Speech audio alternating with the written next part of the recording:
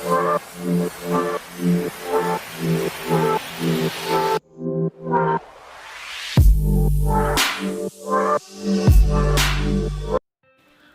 guys, it's Devika and welcome back to my channel. So in today's video I'll be showing you how I made this very easy choker necklace from surprise molded clay.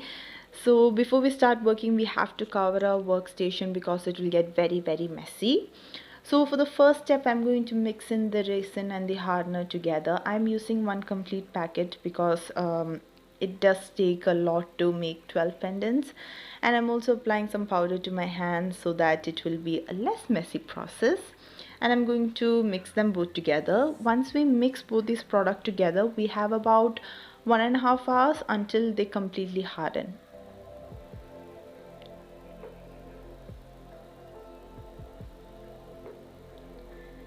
Now we're going to make it into a ball, and I'm using a clay bottle here to flatten it out. I'm first going to flatten it out to be very thin, as you will see here.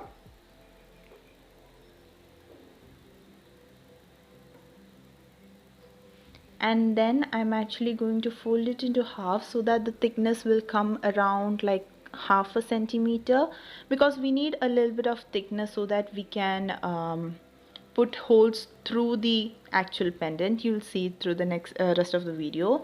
Now here I'm going to use one of those perfume bottle caps. These were around like 2.5 centimeters each, and I'm going to cut out about 12 circles. For this DIY I actually used about 10 of this, but you can use 12, and it's good to make some extras just in case you mess up.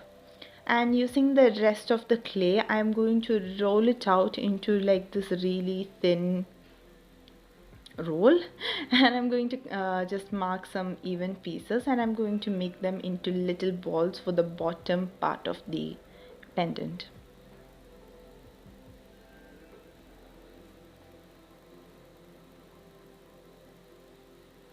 What makes this necklace very tedious is that we have to repeat the steps 12 times to make this complete necklace.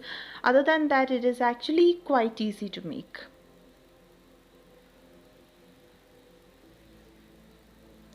So once that was done, since we cut out the clay when it was quite soft, there's a good chance that it might have lost its shape. So just to reshape it, I'm going to add some water to my hands, and I'm going to just make sure that both the sides are really even and the edges are really smooth as well. And this is what it looked like after that was done. And this is when like the clay was about semi-dried. I'm going to use another kind of those perfume bottles, and these were about 1 centimeter, and I'm going to make some marks on the actual necklace, not going all the way through but just on the necklace, so that we have an idea of where to paint. I'm going to take one of those not needles, I'm not getting the name, but I'm going to cut them into small parts like those wires. I'm going to cut them into small parts, and I'm going to try to join both those little balls to the actual pendants. And you can use some glue here, but this will make it more sturdy, and it is always good to make it more sturdy, right? And do this when the clay is almost dried, otherwise again it will lose its shape. So it is much more easier to do it once it's almost dried. And this is what the pendants look like once they were completely dried. I also put in holes through this using some needles or something, and yeah, these were what the needles, I mean lockets, look like. And once that was done, we are going to paint it. As a base coat, I'm going to apply some black paint because we are going to use the silver powder.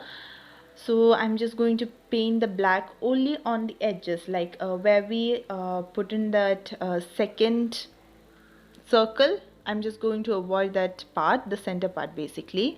And here I'm going to use the Fevikryl's silver powder, and I'm going to apply to just the edges, but since it is a powder, it will get into the center as well, but that is okay.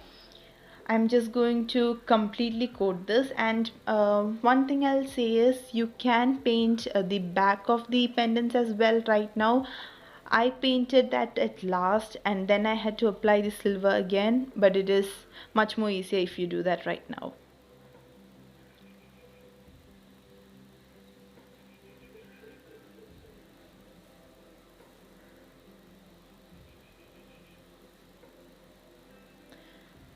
So if there's one thing that I learned from the last DIY, it's that when you are using this powder, be very, very careful, because especially when you're using another color on top of it, it will spread.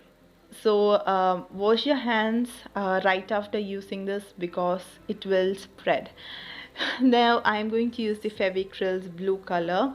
I'm not going to mix it or anything, I'm going to use it as such, and I'm going to apply a base coat just at the center of this, and this is just to seal in the powder which is already there, so that when we are applying more coats on top of it, it won't really spread, like the silver color won't really spread. And for this entire DIY, I think I did about 3 coats entirely and then extra coats for touch up as well.